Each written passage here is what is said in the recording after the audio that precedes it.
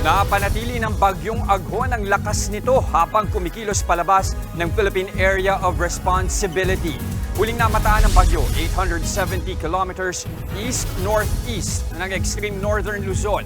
May taglay itong lakas ng hangin na aabot ng 130 kilometers per hour at bugso na 160 kilometers per hour.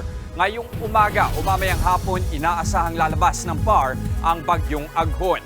Ngayong araw, posible pa rin ang kalat-kalat na pag-ulan sa Metro Manila, Cavite, Batangas, Laguna, Rizal, pati na rin sa Ilocos, Central Luzon at Western Visayas. Magiging maulan din sa Zamboanga Peninsula, Basilan, Sulu, Tawi-Tawi at Palawan.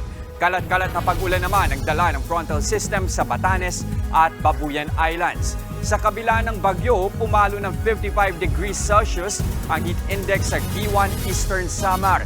Yan ang pinakamataas na heat index na naitala ngayong tag-init.